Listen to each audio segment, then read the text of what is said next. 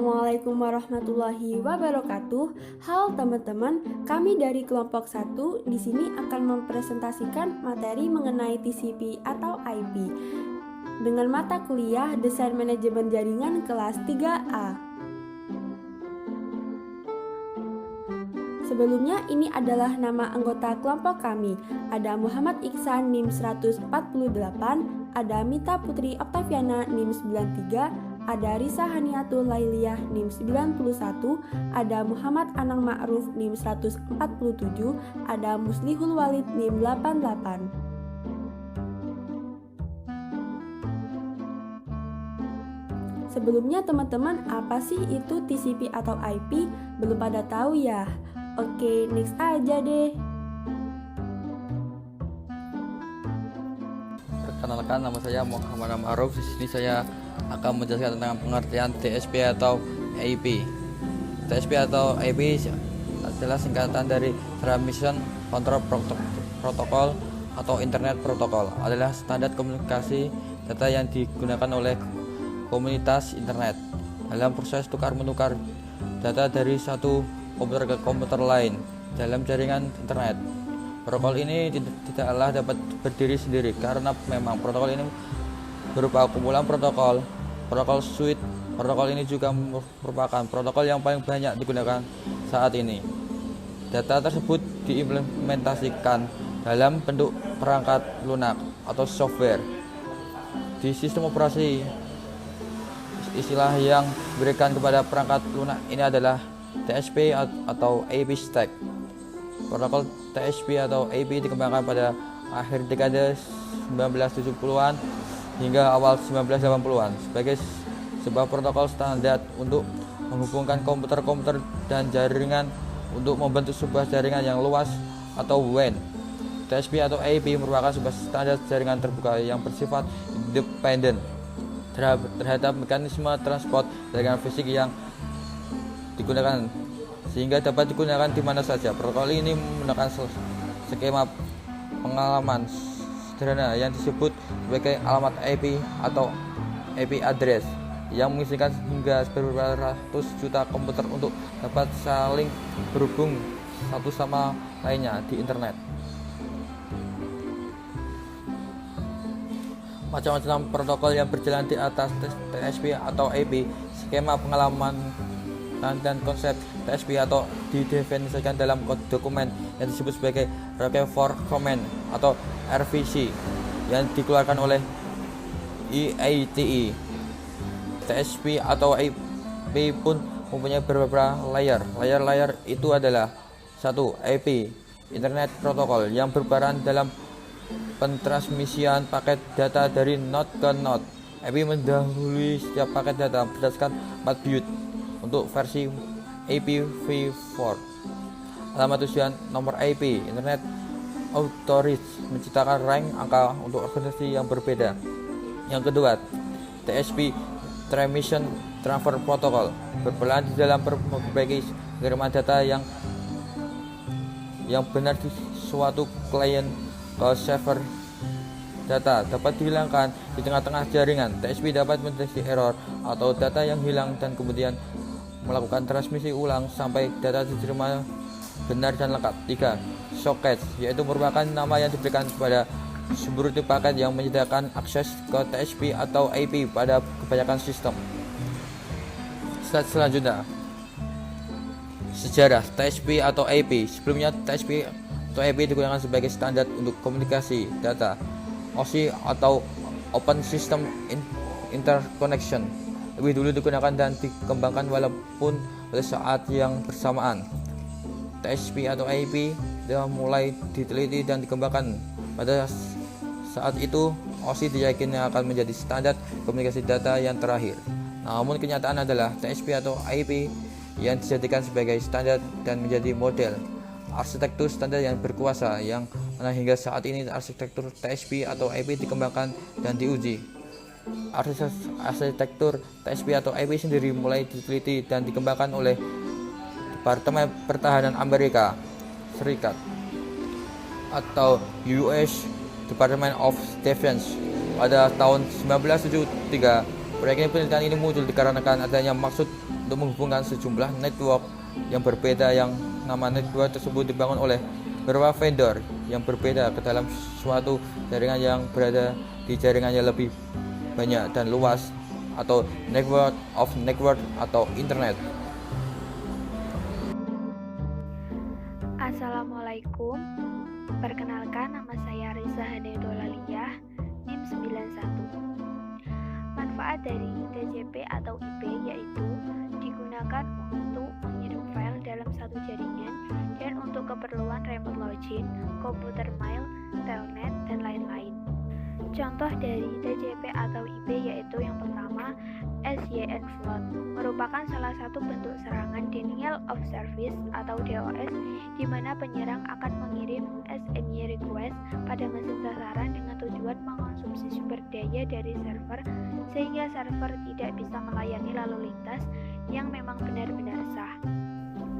Yang kedua yaitu DOS atau Denial of Service merupakan sistem operasi yang digunakan untuk mengelola semua sumber daya yang ada di komputer.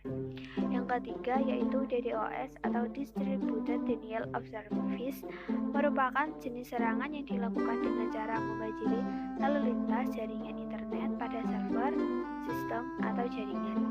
Yang keempat yaitu spoofing adalah salah satu kejahatan yang dilakukan dengan cara ilegal mengakses perangkat komputer, mobile, email, serta berbagai macam akun para pengguna internet. Yang kelima yaitu man in the tengah, merupakan serangan cyber yang dilakukan untuk mencuri informasi pribadi serta memata-matai korban. Yang keenam yaitu DNS poisoning, merupakan sebuah cara untuk menembus pertahanan dengan cara menyampaikan informasi IP address yang salah mengenai sebuah host dengan tujuan untuk mengalihkan lalu lintas paket data dari tujuan yang sebenarnya, atau usaha merubah atau merusak isi DNS sehingga semua akses yang dipakai DNS akan disalurkan ke alamat yang salah atau alamat yang dituju tidak bisa diakses. Yang ketujuh, reply, yaitu menggunakan jaringan sniffer untuk mengekstrak username atau password untuk digunakan di kemudian hari untuk mendapatkan akses.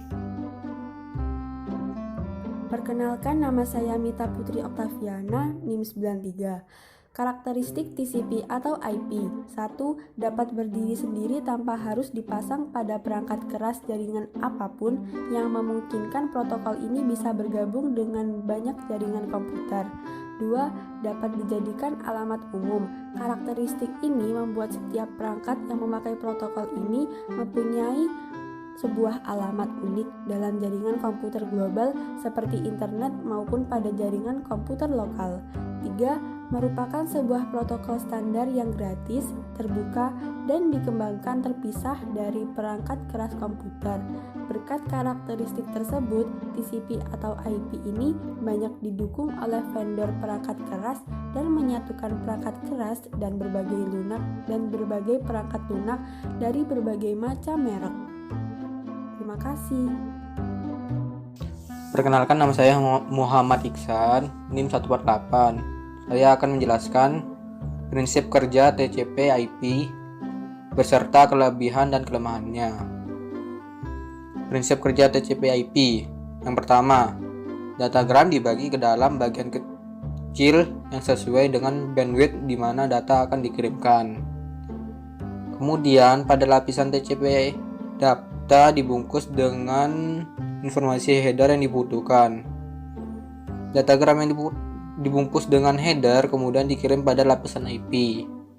Dan pada lapisan IP, datagram juga diberikan header sendiri.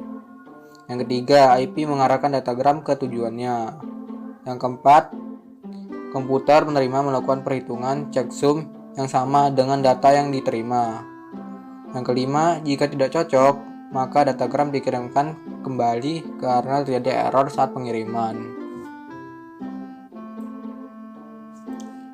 Selanjutnya saya akan menjelaskan kelebihan dan kekurangan dari prinsip kerja TCP/IP. Yang pertama, kelebihannya merupakan protokol yang bisa diarahkan. Yang kedua, mekanisme pengiriman datanya handal dan efisien. Yang ketiga, open platform, yaitu tidak terikat oleh jenis perangkat keras atau perangkat lunak tertentu. Yang keempat, bersifat terbuka, sehingga bisa mengirimkan data antar sistem komputer yang berbeda yang menjalankan pada sistem operasi yang berbeda pula. Yang kelima, dapat dijalankan pada jaringan Ethernet, token ring, X25, bahkan melalui sambungan telepon. Yang keenam, dan yang terakhir, semua sistem pada TCP/IP dapat mengirimkan data ke alamat sistem lain. Selanjutnya, kelemahan TCP/IP. Kelemahan dari TCP/IP adalah memungkinkan buffer overflow attack. Sekian dari saya. Wassalamualaikum warahmatullahi wabarakatuh. Dampak dari Transmission Control Protocol atau Internet Protocol bagi kehidupan manusia. Pertama itu, manusia dapat membahas dan mempelajari tentang protokol secara detail, membuat perangkat menjadi bentuk modular sehingga pengguna dapat menggunakan hanya modul yang dibutuhkan, membuat lingkungan yang dapat saling terkoneksi, mengurangi kompleksitas pada pemrograman sehingga memudahkan produksi. Tiap layar dapat diberikan pembuka dan penutup sesuai dengan layarnya. Untuk berkomunikasi dapat dengan segera menggunakan layar di bawahnya, memastikan reliabilitas data, dan membuat koneksi end-to-end. Oke teman-teman, sekian terima kasih ya presentasi dari kelompok kami. Kami mohon maaf apabila ada salah kata baik disengaja maupun tidak disengaja ya. Terima kasih. Wassalamualaikum warahmatullahi wabarakatuh. See you.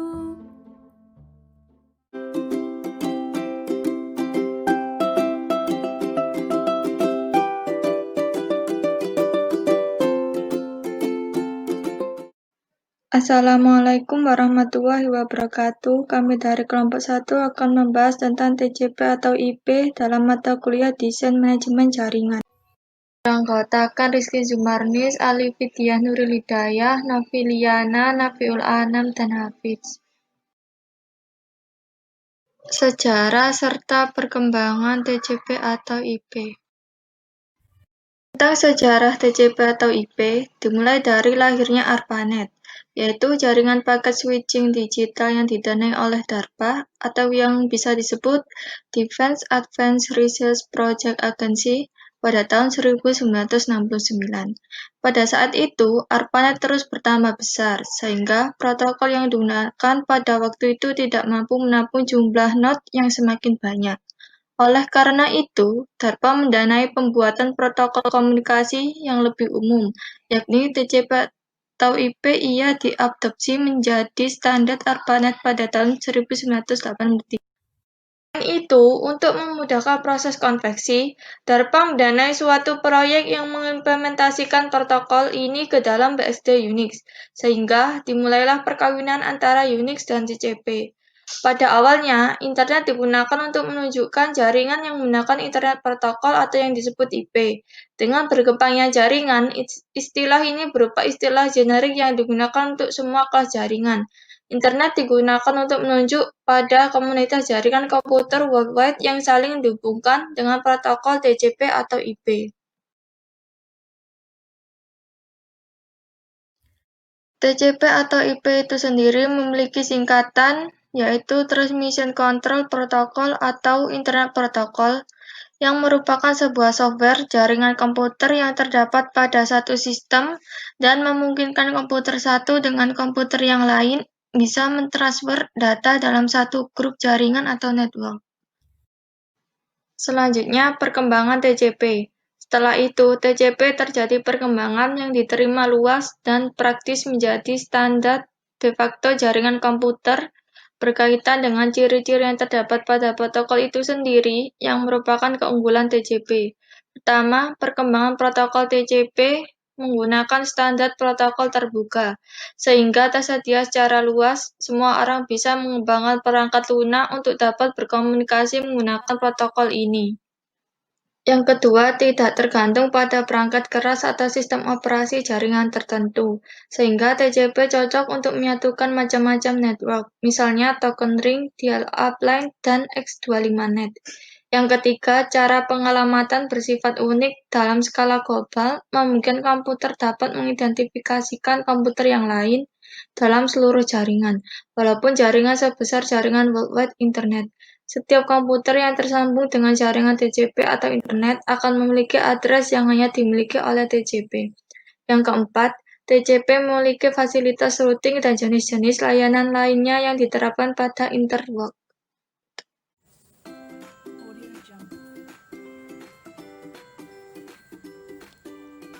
Assalamualaikum warahmatullahi wabarakatuh. Perkenalkan, nama saya Noviliana. Nah, pada kali ini saya akan menjelaskan tentang arsitektur dan protokol pada TCP/IP.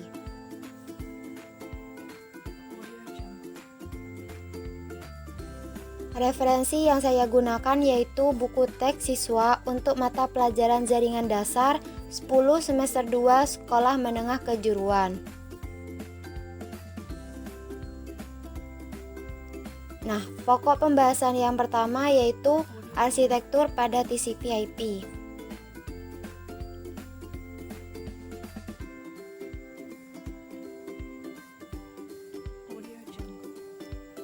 Lima layer arsitektur pada TCP/IP yaitu yang pertama physical layer, yang kedua network access, yang ketiga internet layer, yang keempat transport, dan yang kelima yaitu application layer.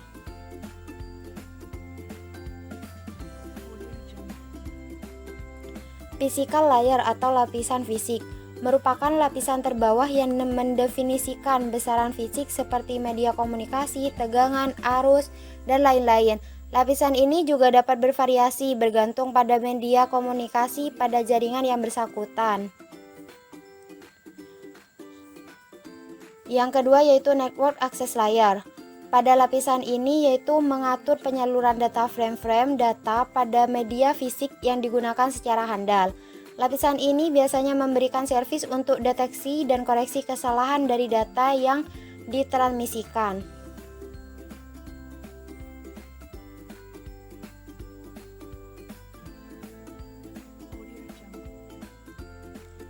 Ketiga yaitu internet layer.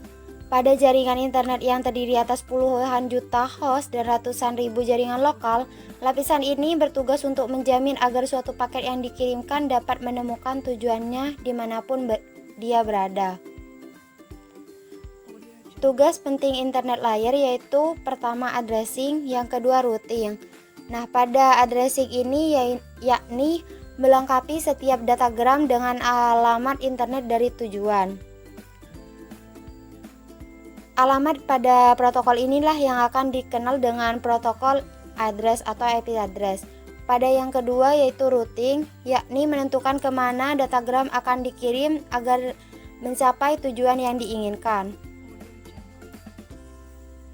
Yang keempat yaitu transfer layer, yang mana pada layer ini mendefinisikan cara-cara untuk melakukan pengiriman data antara end-to-end host secara handal. Lapisan ini menjamin bahwa informasi yang diterima pada sisi penerima adalah sama dengan informasi yang dikirimkan pada pengirim.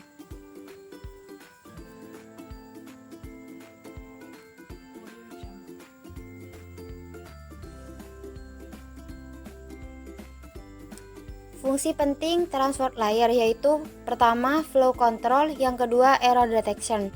Pada flow control yaitu pengirim data yang telah dipecah menjadi paket-paket tersebut harus diatur sedemikian rupa agar pengirim tidak sampai mengirimkan data dengan kecepatan yang melebihi kemampuan penerima dalam menerima data. Pada error detection yaitu pengirim dan penerima juga melengkapi data dengan sejumlah informasi yang bisa digunakan untuk memeriksa data yang dikirimkan bebas dari kesalahan.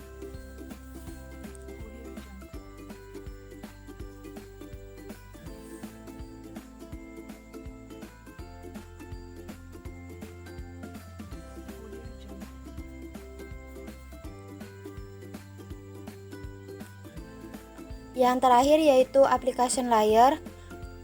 yang mana layer ini merupakan lapisan terakhir dalam arsitektur TCP/IP yang berfungsi mendefinisikan aplikasi-aplikasi yang dijalankan pada jaringan. Pokok pembahasan yang kedua yaitu protokol pada TCP/IP.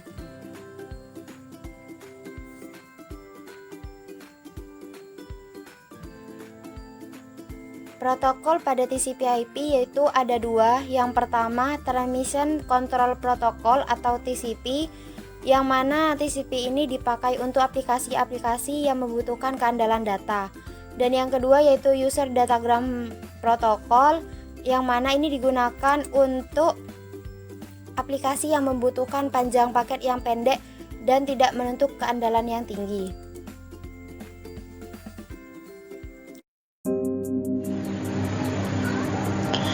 Assalamualaikum warahmatullahi wabarakatuh. Perkenalkan, saya Alifidia Nurul Hidayah. Di sini saya akan menjelaskan tentang pengiriman dan penerimaan paket data pada TCP/IP. Baik, langsung saja. Di sini dibagi menjadi dua bagian, yakni proses pengiriman dan proses penerimaan. Pada saat proses komunikasi, data dikirim dari lapisan aplikasi menuju lapisan network access. Dalam perjalanannya, setiap memasuki lapisan, data tersebut ditambah header, atau ibarat surat adalah amplop, yang digunakan sebagai identitas lapisan yang sama bagi pasangan komunikasi.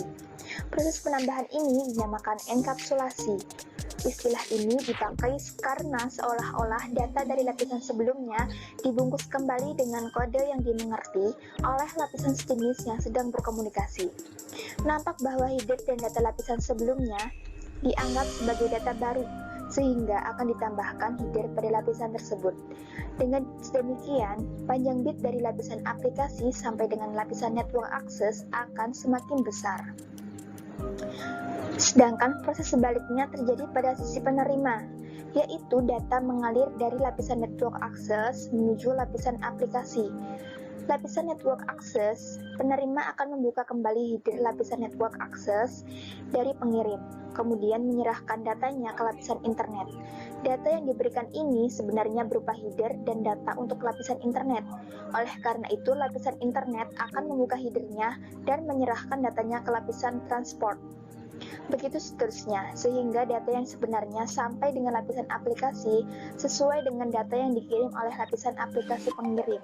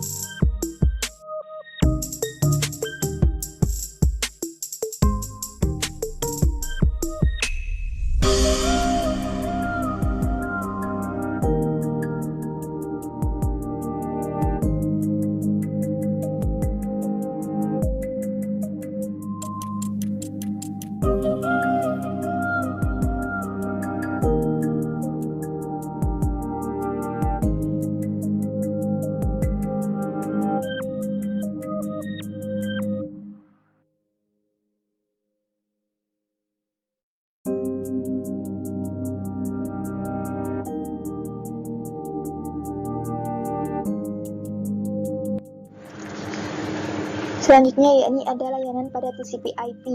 Yang pertama ada pengiriman file atau file transfer, memungkinkan user dapat mengirim atau menerima file dari komputer jaringan. Kemudian ada remote login, yang memungkinkan user untuk melakukan login ke dalam suatu komputer di dalam jaringan. Kemudian ada komputer mail, di mana yang digunakan untuk menerapkan sistem email. Protokol yang digunakan yakni ada Simple Mail Transport Protocol untuk pengiriman email, kemudian ada Post Office Protocol dan Internet Message Access Control untuk menerima email, dan Multipurpose Internet Email Extension untuk mengirimkan data selain teks. Kemudian layanan pada TCP/IP selanjutnya yakni Network File System, yakni pelayanan akses file jarak jauh yang memungkinkan klien untuk mengakses file pada komputer jaringan jarak jauh walaupun file tersebut disimpan lokal. Kemudian ada remote execution yang memungkinkan user untuk menjalankan suatu program dari komputer yang berbeda. Selanjutnya ada name server, yakni nama database alamat yang digunakan pada internet. Kemudian ada internet relay chat yang memberikan layanan chat. Yang terakhir yakni ada streaming atau layanan audio dan video, yakni jenis layanan yang langsung mengolah data yang diterima tanpa menunggu mengolah data selesai dikirim. Pembagian kelas IP address. IP address digunakan sebagai alamat dalam hubungan antar host di internet, sehingga merupakan sebuah sistem komunikasi yang universal, karena merupakan metode pengalamatan yang telah diterima di seluruh dunia. Dengan menggunakan IP address, berarti kita telah memberikan identitas yang universal bagi setiap interface komputer. Jika suatu komputer memiliki lebih dari satu interface, maka kita harus memberi 2 IP address untuk komputer tersebut, masing-masing untuk setiap interface-nya. Format penulisan IP address. IP address terdiri dari bilangan biner 32 bit yang dipisahkan oleh tanda titik setiap 8 bitnya. Tiap 8 bit ini disebut sebagai oktet. Bentuk IP address dapat dituliskan sebagai berikut. Notasi IP address dengan bilangan biner seperti ini susah untuk digunakan, sehingga sering ditulis dalam 4 bilangan desimal yang masing-masing dipisahkan oleh 4 buah titik yang lebih dikenal dengan notasi desimal bertitik. Setiap bilangan desimal merupakan nilai dari satu oktet IP address. Contoh hubungan suatu IP address dalam format biner dan desimal. IP address dapat dipisahkan menjadi 2 bagian, yaitu bagian network atau net ID dan bagian host atau host ID. Net ID berperan dalam identifikasi suatu network dari network lainnya. Sedangkan host ID berperan untuk identifikasi host dalam suatu network. Jadi, seluruh host yang tersambung dalam jaringan yang sama memiliki net ID yang sama. Sebagian dari bit-bit bagian awal dari IP address merupakan network bit atau network number, sedangkan sisanya untuk host. Garis pemisah antara bagian network dan host tidak tetap, bergantung kepada kelas network. IP address dibagi ke dalam 5 kelas, yakni kelas A, B, C, D, dan E. Perbedaan tiap kelas adalah pada ukuran dan jumlahnya. Untuk kelas A, bit pertama IP address kelas A adalah 0, dengan panjang net ID 8 bit dan panjang host ID 24 bit. Byte pertama IP address kelas A mempunyai range dari 0 sampai 127. Jadi, pada kelas A terdapat 127 network dengan tiap network dapat menampung sekitar 16 juta host. IP address kelas A diberikan untuk jaringan dengan jumlah host yang sangat besar. IP kelas ini dilukiskan pada gambar berikut.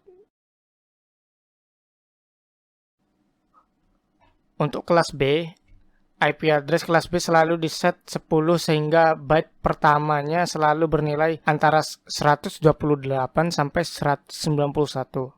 Network ID adalah 16 bit pertama dan 16 bit sisanya adalah host ID. Sehingga kalau ada komputer mempunyai IP address 192.168.26.161, network ID-nya adalah 192.168 dan hostnya adalah 26.161. Pada IP address kelas B ini mempunyai total network 65.255 network dengan jumlah host tiap network sekitar 65.000 host. IP address kelas C mulanya digunakan untuk jaringan berukuran kecil seperti LAN. 3 bit pertama IP address kelas C selalu diset 111. Network ID terdiri dari 24 bit dan host ID 8 bit sisanya, sehingga dapat terbentuk sekitar 2 juta network dengan masing-masing network memiliki 256 host. IP address kelas D digunakan untuk keperluan multicasting. 4 bit pertama IP address kelas D selalu diset 1110, sehingga byte pertamanya berkisar antara 224 hingga 247. Sedangkan bit-bit berikutnya diatur sesuai keperluan multicast group yang menggunakan IP address ini. Dalam multicasting, tidak dikenal istilah network ID dan host ID. IP address kelas E tidak diperuntukkan untuk keperluan umum. 4 bit pertama IP address kelas ini diset 1111, sehingga byte pertamanya berkisar antara 246 hingga 255. Oke, selanjutnya adalah perbandingan arsitektur OSI dan TCP atau IP. Untuk yang pertama, ini adalah perbedaan dan persamaan IOC player dan TCP atau IP. Oke, TCP atau IP atau Transmission Control Protocol Internet Protocol adalah model jaringan yang digunakan untuk komunikasi data dalam proses tukar-menukar informasi di internet. Sedangkan OSI adalah model atau Open System Interconnection. Model adalah sebuah model jaringan yang dikembangkan secara resmi oleh International Standard Organization untuk melakukan sebuah standarisasi proses pembentukan jaringan yang sebelumnya dimiliki oleh masing-masing vendor, di mana pembuat jaringan komputer di kedua model tersebut bertujuan untuk melakukan standarisasi untuk penggunaan jaringan. Dan bisa dilihat di bagian bawah, ini adalah tabel perbandingan TCP/IP dan juga layer. Maksud saya TCP/IP layer. Di sebelah kiri adalah TCP atau IP, dan di sebelah kanannya adalah OSI-nya sendiri. Oke, saya lanjutkan. Di sini ada perbedaan antara model OSI dan TCP atau IP, antara lain. Yang pertama adalah OSI memiliki 7 buah layer dan TCP/IP hanya memiliki 4 saja. Perbedaannya di sini adalah ada 3 buah layar. Yang kedua adalah TCP/IP layar merupakan protokol spesifik, sedangkan OSI layar adalah protokol independen. Dan yang ketiga, layar teratas pada OSI layar yaitu application, presentation, dan sensation dipresentasikan ke dalam satu lapisan layar TCP atau IP. Yang kedua, semua standar yang digunakan pada jaringan TCP atau IP dapat diperoleh secara cuma-cuma dari berbagai komputer atau internet. Tidak seperti IOC. OSI.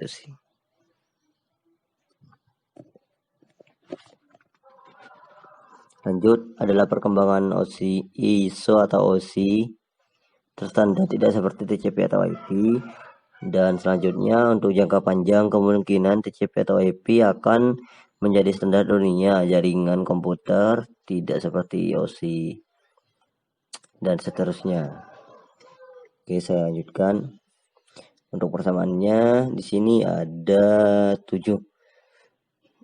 Yang pertama, keduanya memiliki layar lapisan. Yang kedua adalah sama-sama memiliki application layer meskipun memiliki layanan yang berbeda. Yang ketiga, memiliki transport dan network layar yang sama.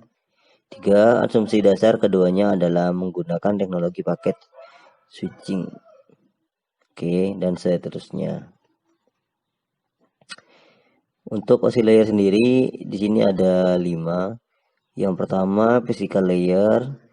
Ini adalah layer yang paling sederhana untuk berkaitan dengan electrical dan optical koneksi antar peralatan dan seterusnya. Yang kedua adalah data link layer. Data ini lebih cerdas dibandingkan dengan layar fisikal karena menyediakan transfer data yang lebih nyata. Dan yang ketiga, network layer. Tugas utama dari layer network adalah menyediakan fungsi routing sehingga paket dapat dikirim keluar dengan segmen network. Yang keempat adalah transport layer. Layer transport data menggunakan protokol seperti UDP, TCP, dan SPX, Sequence Packet Exchange. Yang satu ini digunakan oleh network. Dan yang terakhir adalah presentation layer. Layer presentation di sini model OSI melakukan hanya suatu fungsi tunggal, translasi dari berbagai tipe data. sintaks sistem. Sebagai contoh, suatu koneksi antar PC dan mainframe membutuhkan koneksi dari EBCDI karakter.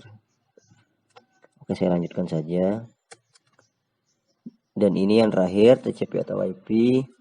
Di sini TCP atau IP yaitu memiliki protokol suite terdiri dari 4 layer: aplikasi, transport, internetwork, dan network interface. Layer tersebut dapat dilihat sebagai hierarki seperti bawah ini, di mana di sini ada 4 layer. Yang pertama ada physical layer, yang kedua adalah network access layer, yang ketiga internet layer, dan yang terakhir adalah transport layer. Yang sudah saya jelaskan barusan adalah sebagian kecil dari apa itu dari perbandingan TCP/IP dan juga arsitektur OSI.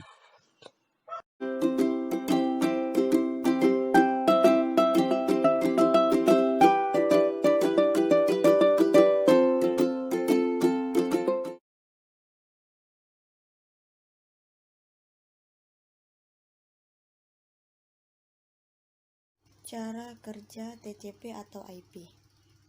1. Datagram dibagi ke dalam bagian kecil yang sesuai dengan bandwidth di mana data akan dikirimkan. 2. Kemudian pada lapisan TCP, data dibungkus dengan informasi header yang dibutuhkan. 3.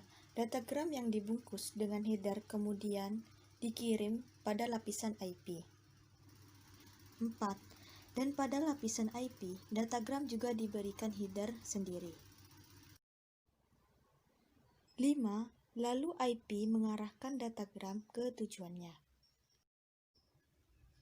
6. Komputer penerima melakukan perhitungan checksum yang sama dengan data yang diterima. 7. Jika tidak cocok, maka datagram dikirimkan kembali karena terjadi error saat pengiriman.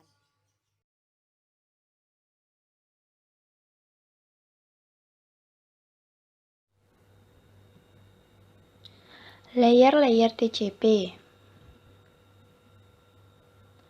Model OSI disusun atas 7 lapisan, yaitu fisik, data link, network, transport, session, presentasi, dan aplikasi. Jadi, dengan demikian, para desainer hardware dan jaringan dapat lebih paham dan fleksibel dalam membuat suatu sistem, sehingga fungsi setiap mesin dapat berinteroperasi satu sama lain. Beberapa layer TCP, yaitu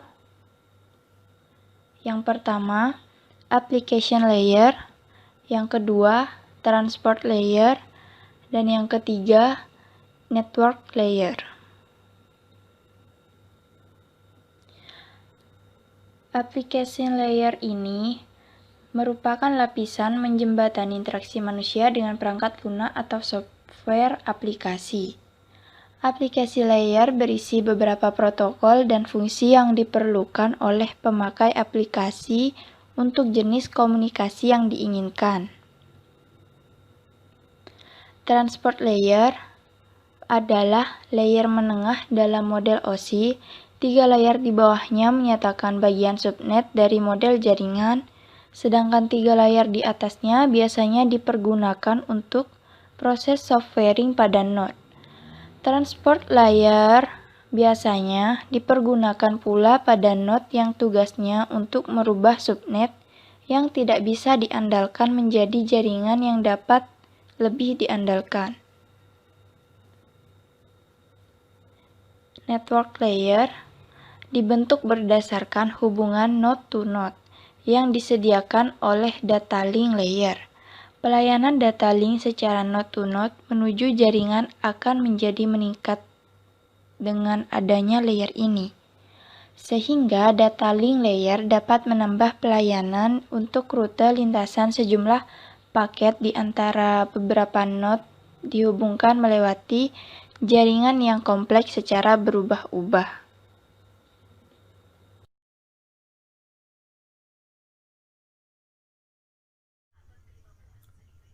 Assalamualaikum warahmatullahi wabarakatuh. Nama saya Muhammad Damanhuri, NIM 58. Di sini saya sedikit menjelaskan tentang kelebihan dan kekurangan pada TCP atau IP.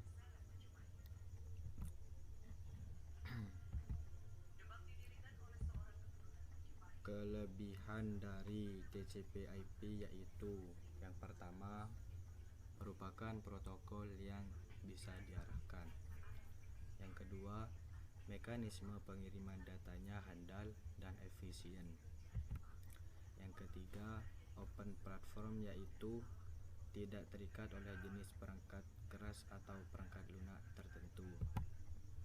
Yang keempat, bersifat terbuka sehingga bisa mengirimkan data antar sistem komputer yang berbeda, yang menjalankan pada sistem operasi yang berbeda pula. Yang kelima, dapat dijalankan pada jaringan Ethernet, token ring X.25, bahkan melalui sambungan telepon. Yang keenam, semua sistem pada TCP atau IP dapat mengirimkan data ke alamat sistem lain. Itu kelebihan dari TCP atau IP. Kelemahan dari TCP/IP di sini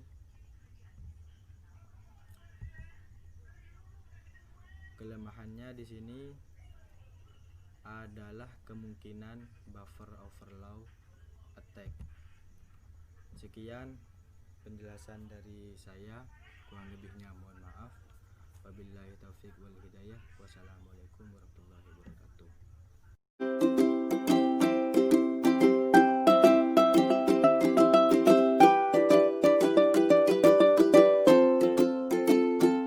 Assalamualaikum warahmatullahi wabarakatuh. Saya Alfian Mahendra. Kelompok kami, kelompok 1, akan mempresentasikan tentang TCP/IP pada manajemen jaringan. Kami dari kelas DMJ kelas D. Anggota kami Alfian Mahendra Ivania dengan NIM 158, Rifat Kusnul Maafi dengan NIM 157, Duta Chandra Pratama dengan NIM 66, Nanda Prabu Angganata dengan NIM 64, Ahmad Nabil Zulafkar dengan NIM 04.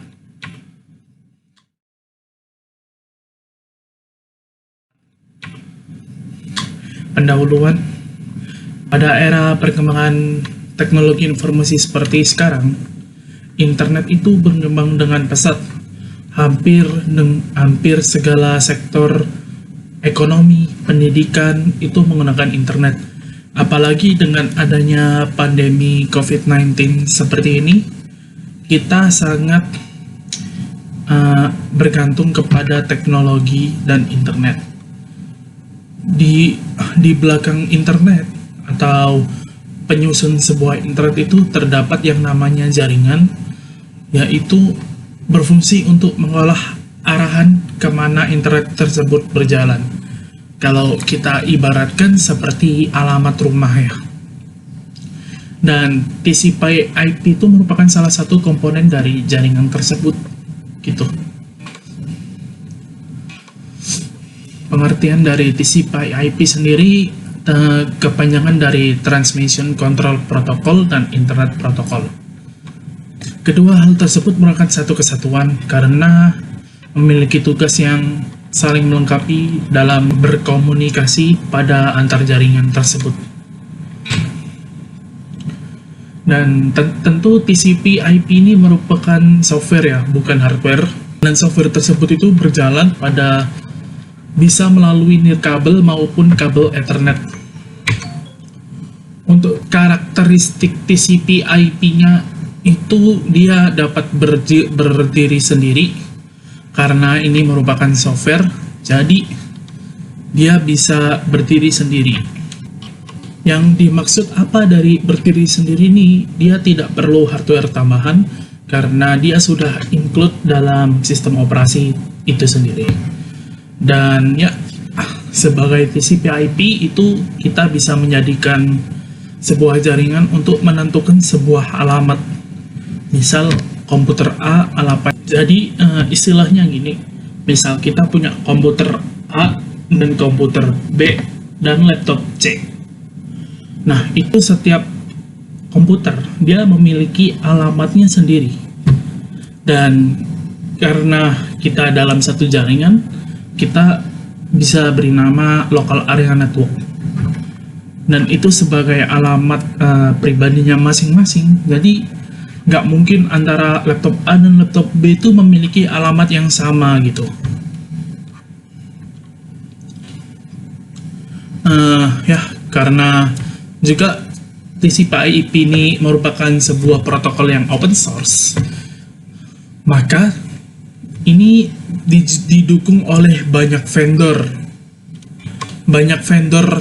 perangkat keras maupun komputer itu mendukung TCP/IP karena sifatnya itu memiliki sifat lisensi terbuka, jadi bisa digunakan untuk semua sistem operasi juga memiliki TCP/IP-nya sendiri, jadi nggak mungkin kalau nggak ada. Dan karena sumbernya terbuka ya, kita bisa berkomunikasi nih antara laptop ke smartphone kita melalui satu jaringan yang sama. Atau jika kita ingin melakukan onlineisasi, kita bisa melakukan IP forwarding atau menjadikan IP kita menjadi IP publik gitu. Oke, sekian dari saya Alfian Mahendra. Terima kasih, mohon maaf kurang lebih dari saya.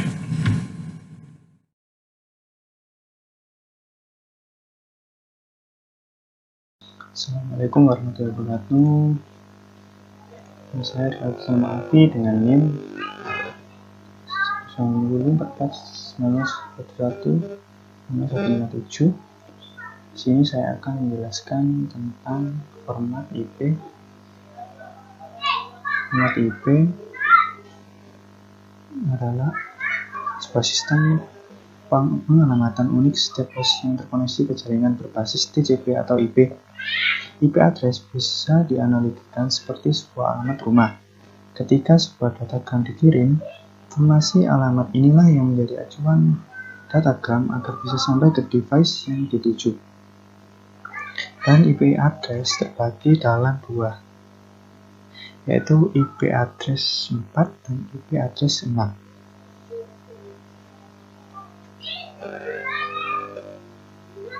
Kemudian IP address mempunyai dua kelompok, yaitu IP publik dan IP privat. Pada IP publik, IP address dapat diakses di jaringan internet. IP publik juga dikenal sebagai Globally Routable Unicast IP address. Ketika sebuah perangkat memiliki IP publik dan terkoneksi ke jaringan internet, maka perangkat tadi bisa diakses dari manapun melalui jaringan internet juga. Kemudian pada IP privat IP address tersebut diperuntukkan untuk jaringan lokal. IP privat tidak boleh ada di jaringan internet dan tidak dapat diakses di jaringan internet. Kemudian untuk kelas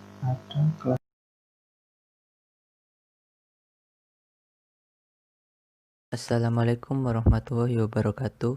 Nama saya Duta Chandra, NIM 66. Di sini saya akan menjelaskan jenis-jenis yang ada pada TCP/IP. Pada TCP/IP itu sendiri terbagi menjadi 5 kelas, yaitu kelas A. Dalam kelas A ini, oktet atau 8 bit pertama adalah neted, di mana bit yang tertinggal pada neted adalah kelas A ini adalah 0 semua. Secara teori, kelas A ini memiliki 27 jaringan atau 128 jaringan yang tersedia. Secara aktual, hanya ada 126 jaringan yang tersedia, karena ada 2 alamat yang disisakan untuk tujuan tertentu. Dalam kelas A, 24 bit digunakan sebagai hosted. Jadi secara teori pula, setiap neted memiliki 224 host atau 16,777,216 host atau router. Kelas A cocok untuk mendesain organisasi komputer yang jumlahnya sangat besar dalam jaringannya. Kelas B. Dalam kelas B, 2 oktet digunakan sebagai netted dan 2 oktet sisanya digunakan untuk hosted. Secara teori pula, kelas B memiliki 214 netted atau 16,384 jaringan. Sedangkan banyaknya host setiap jaringan adalah 216 host atau 65.536 host atau router. Dikarenakan ada 2 alamat yang akan digunakan untuk tujuan khusus, maka hosted yang tersedia efektif adalah sebanyak 65.534. Kelas B ini cocok untuk mendesain organisasi komputer dalam jumlah menengah. Kelas C. Dalam kelas C, 3 oktet sudah dimiliki untuk netted dan hanya 1 oktet untuk hosted, sehingga secara teori banyak jaringan yang bisa dibentuk oleh kelas C adalah 221 atau terdapat 2.097.152 jaringan. Sedangkan banyaknya host atau router di setiap jaringan adalah 28 host atau router, atau setara dengan 256 host. Juga dikarenakan penggunaan 2 hosted untuk tujuan khusus, maka hosted yang tersedia efektif adalah sebanyak 258 host atau router. Kelas D. Khusus kelas D ini digunakan untuk tujuan multicasting. Dalam kelas ini tidak lagi dibahas mengenai netted dan hosted. Yang terakhir adalah kelas E. Kelas E disisakan untuk penggunaan khusus, biasanya untuk kepentingan riset. Juga tidak dikenal netted dan hosted di sini. Sekian dari saya. Wassalamualaikum warahmatullahi wabarakatuh.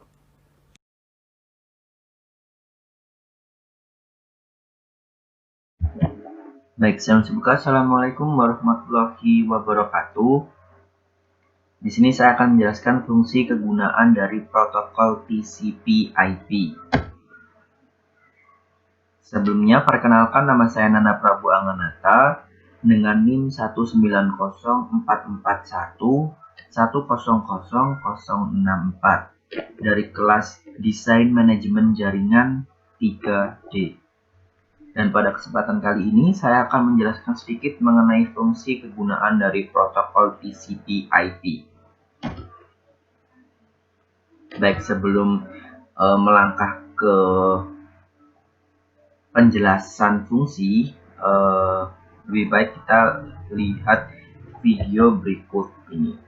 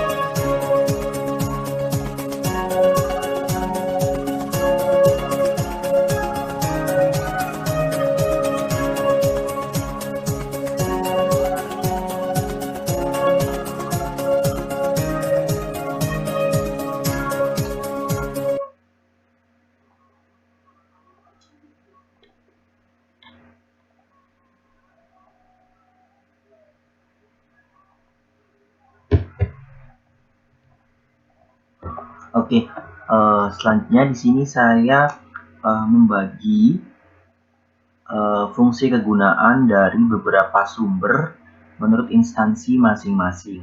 Di sini yang pertama yaitu menurut instansi pendidikan. Saya mengambil referensi dari website Universitas Dian Nuswantoro Semarang, lalu website Universitas Petra, dan yang kedua yaitu menurut jasa penyedia jaringan. Di sini saya mengambil referensi dari website resmi IBM, lalu websitenya Gloucester, dan selanjutnya saya mengambil referensi menurut website resmi pemerintahan. Di sini saya mengambil referensi dari website Bakti Kominfo. Oke, yang pertama fungsi kegunaan dari TCP/IP dari referensi sumber instansi pendidikan. Yang pertama saya mengambil referensi dari website Universitas Dian Nuswantoro Semarang. Di sini saya menyimpulkan bahwa fungsi Transmission Control Protocol atau TCP memungkinkan host jaringan untuk membuat koneksi yang dapat digunakan sebagai sarana untuk bertukar data. TCP memastikan bahwa data akan bisa sampai di tujuan dengan urutan yang sama seperti ketika menyimpannya. Secara singkatnya, TCP/IP merupakan sebuah protokol yang digunakan untuk komunikasi data di komputer. Dengan menggunakan protokol ini, semua piranti maupun komputer dapat saling berbicara satu dengan lainnya.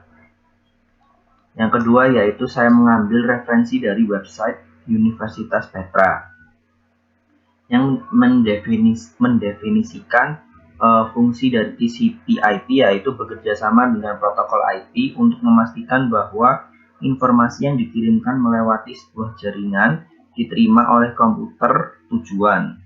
Di sini TCP juga memastikan bahwa penggabungan paket-paket informasi di komputer tujuan berjalan dengan baik dan sesuai dengan informasi awal di komputer pengirim.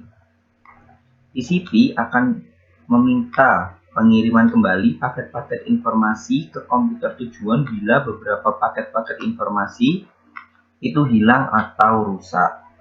Di sini website yang menjadi referensi saya yaitu seperti ini.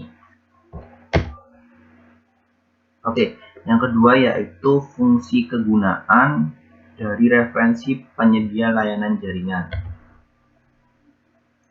Yang pertama yaitu website IBM atau International Business Machine Corporation, yaitu raksasa teknologi asal Amerika Serikat yang mendefinisikan fungsi kegunaan dari TCP/IP yaitu TCP/IP provide facilities that make the computer system an internet host which can attach to a network and communicate with other internet hosts.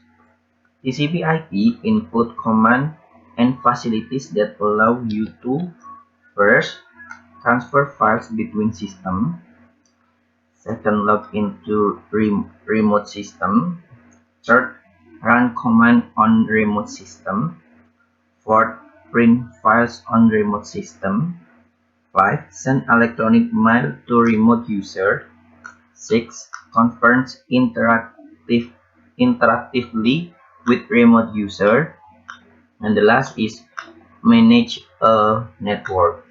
Jadi singkatnya fungsi dari kegunaan TCP/IP menurut website IBM yaitu dapat mentransfer file antar sistem, masuk ke sistem jarak jauh, menjalankan perintah pada sistem jarak jauh, mencetak file pada sistem jarak jauh, mengirim surat elektronik ke pengguna jarak jauh, berkomunikasi secara interaktif dengan pengguna jarak jauh, dan yang terakhir yaitu mengelola jaringan. Nah, yang kedua yaitu menurut website Niaga Hoster. Di sini Niaga Hoster yaitu website penyedia host dari Indonesia yang dimana mendefinisikan fungsi dan kegunaan dari TCP/IP yaitu untuk mengatur proses tukar-menukar data atau informasi dari satu komputer ke komputer lain di dalam jaringan internet. Untuk linknya teman-teman bisa mengakses melalui link ini. Untuk selanjutnya yaitu fungsi kegunaan dari TCP/IP menurut definisi instansi pemerintahan. Di sini saya mengambil referensi dari website Baktikominfo yang dimana menyatakan mendefinisikan kegunaan dari TCP/IP yaitu untuk dapat penggunanya bisa memakai perangkat keras dan perangkat lunak yang berlainan untuk bisa berkomunikasi data antar komputer melalui internet. Di sini karena TCP/IP merupakan sebuah protokol standar yang gratis, terbuka, dan dikembangkan terpisah dari perangkat keras komputer. Berkat karakteristik tersebut, TCP/IP banyak didukung oleh vendor perangkat keras dan menyatukan perangkat keras dan perangkat lunak dari berbagai macam merek. Jadi lebih banyak didukung oleh beberapa vendor seperti itu. Dan yang terakhir yaitu implementasi dari penggunaan protokol TCP/IP. Di sini saya mengambil dua jurnal yang menggunakan protokol TCP/IP untuk membangun sistem mereka. Jadi yang pertama yaitu jurnal rancang bangun sistem pemantau dan pengendali perangkat rumah berbasis TCP/IP yang ditulis oleh Rudi Adipranata dari Fakultas Teknologi Industri jurusan Teknik Informatika Universitas Kristen Petra. Di sini saya menyimpulkan saya mengutip bahwa TCP/IP dapat mempermudah seseorang dalam mengendalikan dan memantau perangkat pada suatu rumah dengan memanfaatkan jaringan. Maka perlu dibangun sebuah sistem untuk mengendalikan perangkat-perangkat tersebut, di mana sistem yang digunakan merupakan pemanfaatan mikropengendali sebagai kendali utama yang digunakan sebagai embedded system dengan bantuan jaringan TCP/IP. Dan yang kedua yaitu jurnal mengenai dengan judul implementasi protokol TCP/IP untuk pengendalian komputer jarak jauh. Di sini saya mengutip isi dari jurnal tersebut yang dimana hasil dari aplikasi ini digunakan untuk melakukan pengendalian jarak jauh pada komputer lain yang meliputi penguncian komputer, reboot, shutdown, eksekusi program, pengiriman pesan, melihat tampilan layar dan melihat program yang sedang dijalankan. Tentunya dengan menggunakan protokol TCP/IP. Jurnal ini ditulis oleh Lutfi dan Hendra Lukmana dari Institut Teknologi Telkom Purwokerto.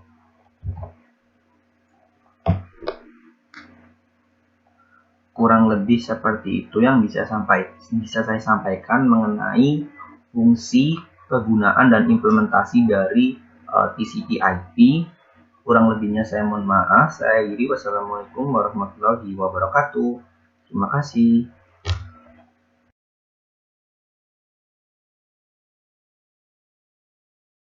Kali ini saya akan menjelaskan tentang lapisan atau tipe-tipe layer yang ada pada TCP/IP.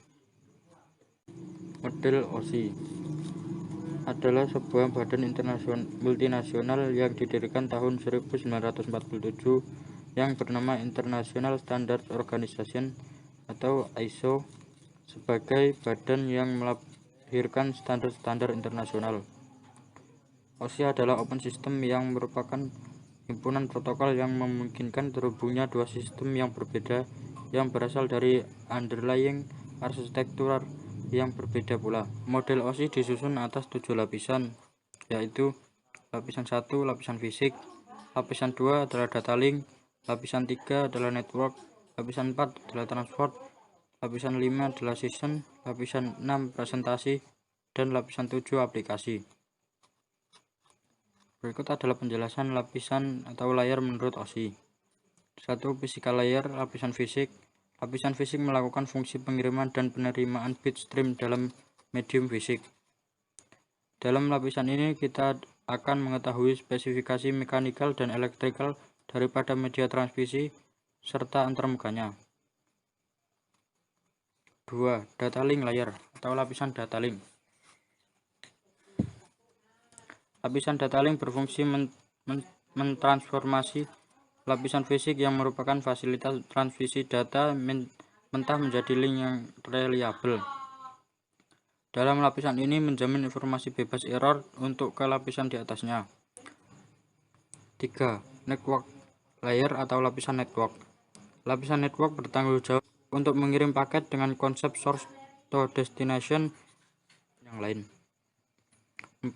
Transport layer atau lapisan transport. Lapisan transport bertanggung jawab untuk mengirim source to destination atau end-to-end dari jenis message tertentu.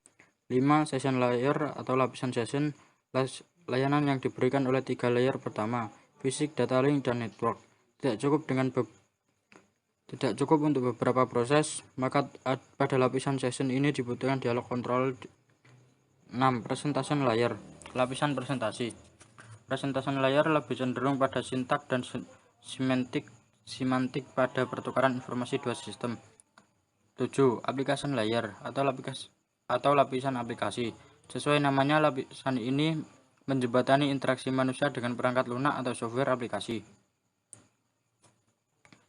Dalam OSI pengorganisasian, 7 lapisan yang telah dijelaskan dapat dibagi menjadi 3 subkelompok atau subgroup. Lapisan 1, 2, dan 3 adalah network support layer atau lapisan-lapisan pendukung jaringan. Lapisan 5 dan 6 dan 7 merupakan user support layer, lapisan-lapisan pendukung pengguna. Lapisan 4 adalah transport layer, yang maksudnya adalah lapisan yang menghubungkan dua subgroup sehingga lapisan user support layer dapat mengerti pesan yang dikirimkan network layer.